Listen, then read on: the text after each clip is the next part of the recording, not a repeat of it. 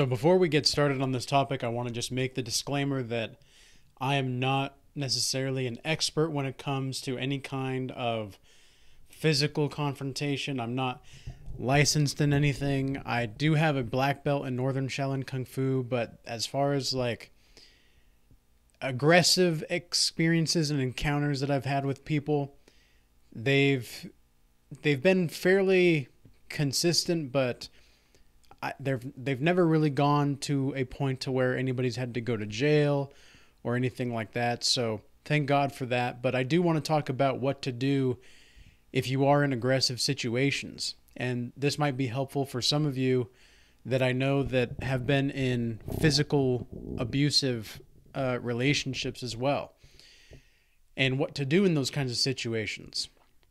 Well, so my background when it comes to physical, I would say, situations and aggressive situations and how to deal with that with certain kinds of people, almost every single time, and even throughout my martial arts classes, my Shifu, my Kung Fu instructor, would always say that you train to fight so that you know how to avoid it later on, something along those lines.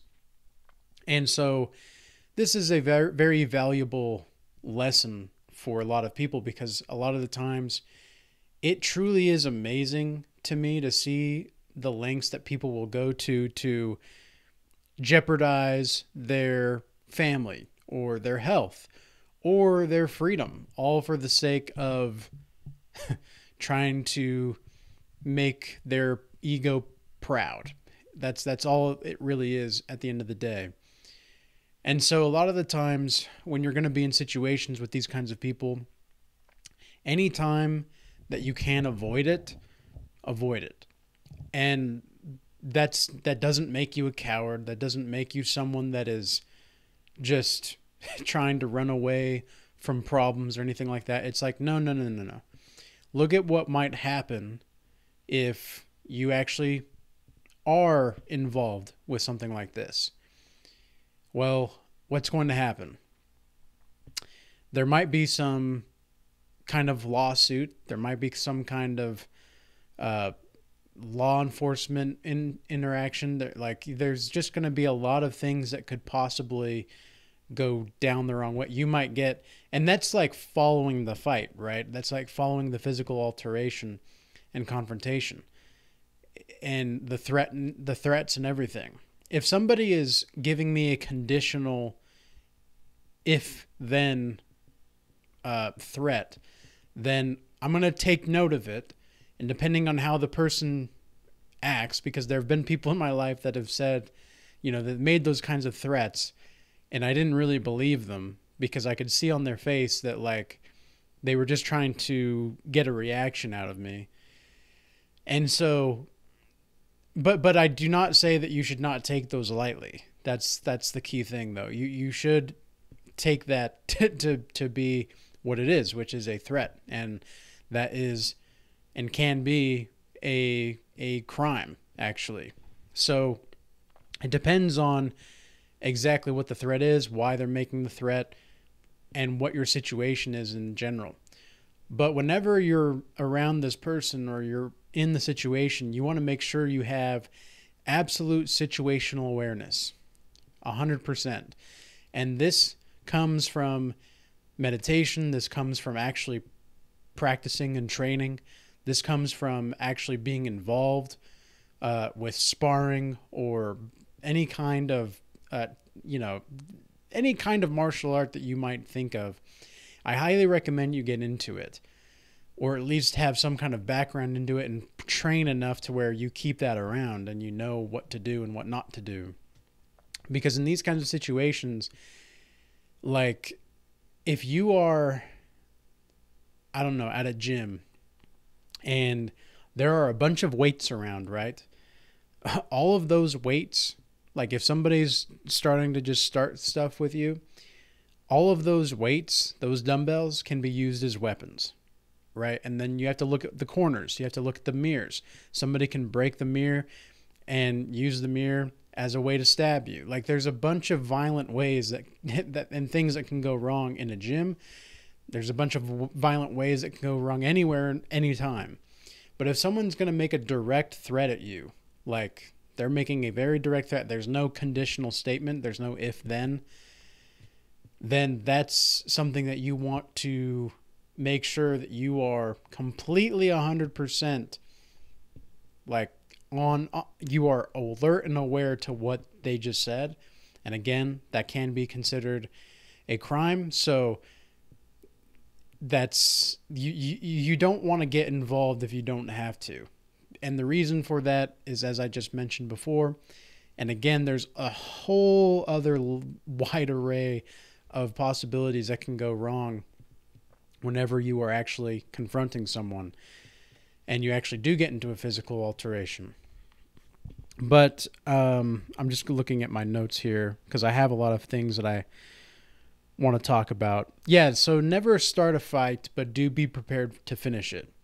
So I avoid, and this is just something that Jocko Willink has talked about as well. Jocko Willink is a Navy SEAL. So something that he says is that he avoids all fight. He doesn't care whether he's going to be able to win or not. He doesn't care. Because what's on the other side, even after he does fight, like, there's no point in like the repercussions of what happens afterward and the possibilities what can go wrong. But something he says is that I'm going to avoid the fight and I'm not going to fight anybody until you grab me. And that is a very, like, that's something that you can call self-defense for sure. So it's very important that we understand these kinds of things as well, because some of you may be going through a certain kind of, I would say you just have to know how to protect yourself, and you have to know your rights. You have to know what you're capable of and what you're not capable of. It doesn't matter if you are the biggest, baddest, toughest guy in the room, but or the weakest person. I still would recommend avoiding fights, physical fights, if we really don't have to.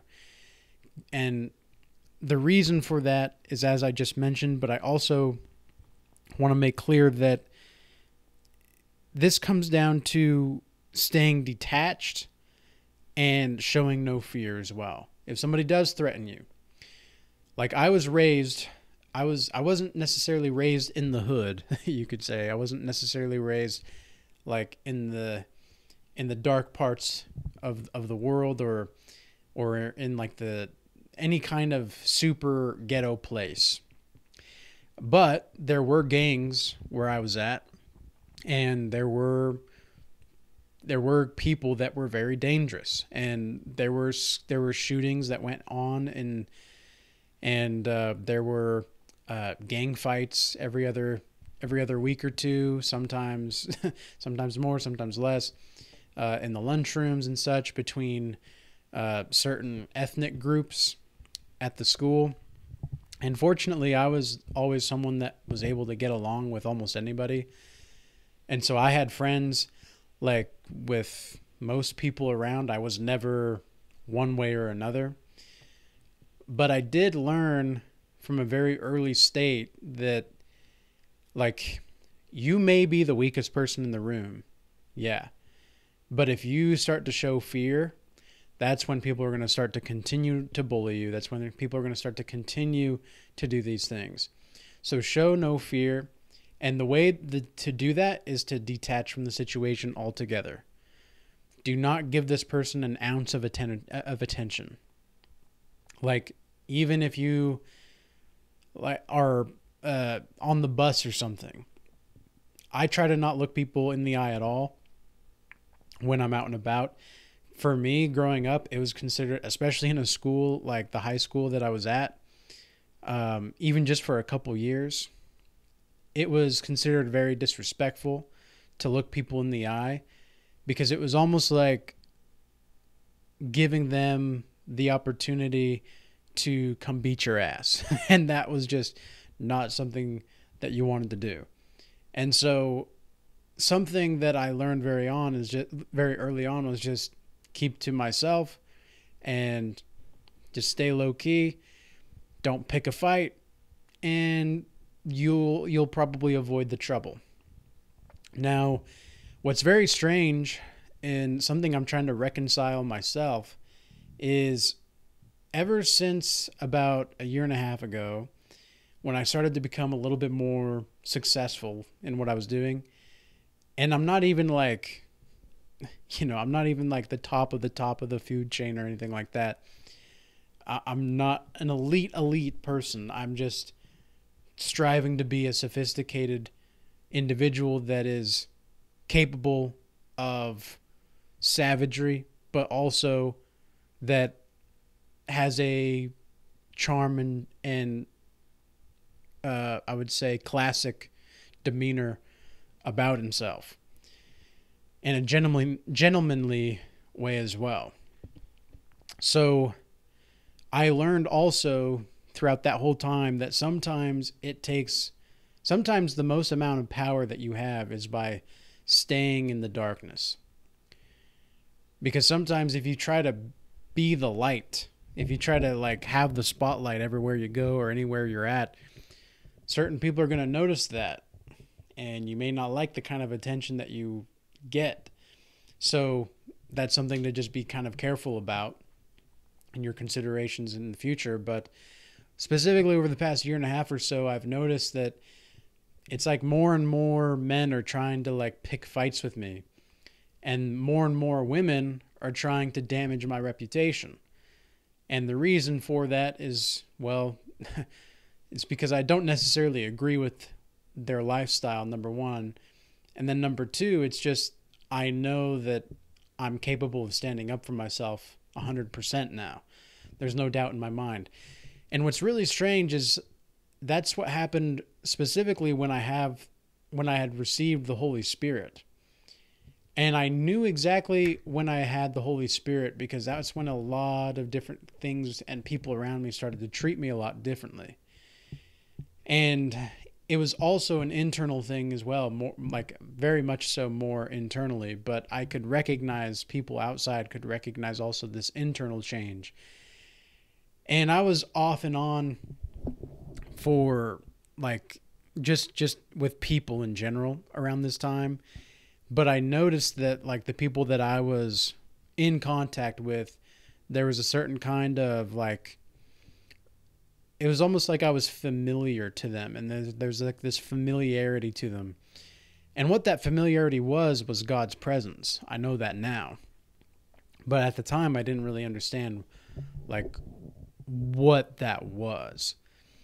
And so that has helped tremendously, but it's also shown a certain kind of spotlight on myself as well, with certain demonic people that are just out to really make your life a living hell. And the best thing that you can do is, again, stand your ground if you have to, but avoid physical confrontation. Stand up for yourself, stand up for yourself and speak the truth. Because something that Jordan Peterson says is like, well, would you rather hide behind falsehoods or would you rather have the truth on your side? Oh, I'd rather have the truth on my side, so I always speak the truth. And here's the thing, like a lot of times people aren't gonna like that you speak up for yourself and you have this kind of self-confidence, because it's gonna bother their demons. And that's one way that you need to look out for yourself. You need to really watch out for what's actually going on inside you and have the situational awareness of what's going on out here. Because you'll feel the energy and the vibe of what people are trying to get across and what they're trying to do. But if the other person knows that like you're going to avoid the fight, you're going to avoid a physical confrontation. But if something does happen and they start, like, if they want to start something for sure, you damn well sure will be sure that you're going to finish it. You're going to be the wall. And that comes with spiritual strength as well. That comes with internal spiritual strength. And I would definitely say that it takes more to be able to walk away from the situation than it does, and to swallow your pride, because that's kind of what you're doing. Like, I've had people that have tried to start fights with me where I wanted to fight. I really fucking wanted to. And it wasn't even because I wanted to like prove something. It was just because I wanted to fight. Like, it was like, I don't really care if I get my face bashed in. Like, I'm going to show this guy that at least I don't back down. But that's not always the wisest thing to do. That's really not the wisest thing to do. And so fortunately fortunately I had self-control, and you have to have self-control as well. So make sure you have self-control, make sure you have self-discipline, and make sure that through your meditation, through your training, you're going to get to the place where you can fight and you can be involved in a physical confrontation if you need to. However, you don't want to actually want to be involved with that unless you absolutely have to. And that's just self-defense 101. So I hope this message was useful and insightful to someone out there, and peace be with you. Till next time.